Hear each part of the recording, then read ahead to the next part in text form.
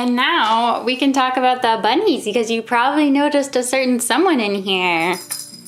Bunnies! Oh, I forgot. Cleo is deaf, so she can't hear any noise. When I mentioned Cleo was deaf in that video, I got a lot of confused comments, rightfully so, because I've never mentioned this on YouTube before.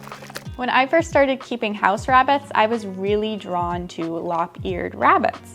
My first house rabbit was a mini lop, Holland lop rabbit, and there is just something about the floppy ears that makes them absolutely adorable. I was obsessed, but something that I didn't know was that they have potentially more health issues than a regular erect-eared rabbit.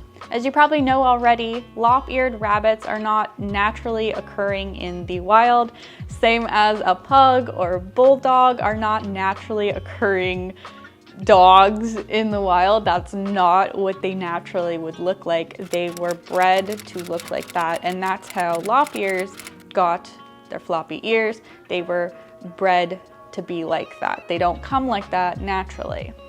So up until now, I've pretty much always just had lop-eared rabbits because that was the preference I preferred in the breeds. So my first rabbit that I had was Bugs, and then I had Lola, and then of course I had Cleo, and Sage is my first erect-eared house rabbit. I say first house rabbit because I did originally have a rabbit when I was about 4 or 5 years old. She was, I think, a New Zealand rabbit, and she had up ears, but she was not a house rabbit, so I don't tend to group her into that group because she unfortunately did not get to live the life that my rabbits live now. For a while, with the lop-eared rabbits that I've had, when I would do cleanings, they never reacted to the vacuum. You guys probably, if you've watched some of my pet room cleaning videos or bunny room cleaning videos, you'll see that Cleo and my past lop, Lola, they never reacted to the vacuum. And people would always say like, oh my gosh, how do you get them to not be scared of the vacuum? And I would say, oh, I don't know. I guess they're just used to it. Cleo would literally sit beside the vacuum where the air is coming out and it would be blowing in her face and she would have zero reaction. You could vacuum all day long and they just wouldn't care. And I always thought, oh, they're just used to it. As the years went on, I started to maybe put 2 and 2 together and be like, hold on.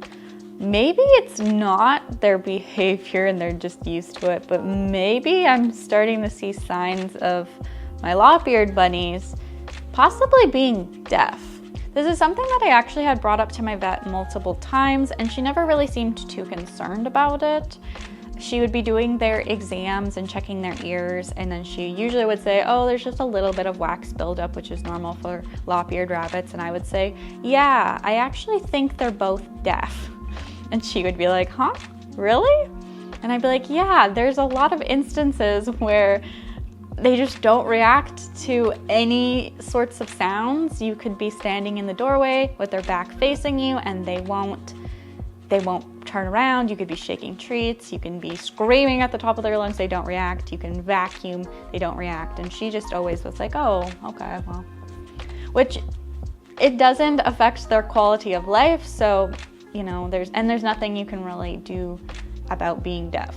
So that's when my inkling that the rabbits were deaf started, and it wasn't until Lola had passed away and I was doing some rearranging in the pet room, and at one point Cleo's litter box and hay rack was on the wall that Penny's enclosure is on, so her back would be facing the door.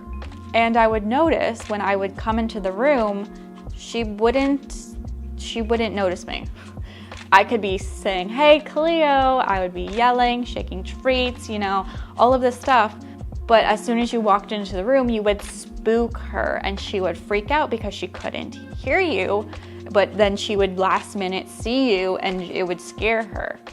So when her litter box was in that direction, I would start to have to stick my head in the pet room and start waving my hand really big so that it would possibly get a glimpse in her eye and she would see some movement, turn her head more, and then see me, and I could walk into the room without spooking her.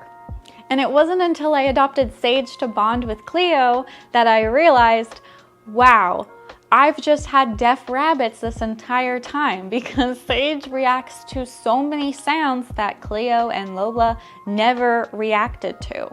When Sage came home for the first time, he obviously was very scared. There was lots of new sounds and the whole environment. So anytime there was a sound that scared him, he would thump his foot, which is what a rabbit is technically supposed to do, because in the wild they'd be warning their warren.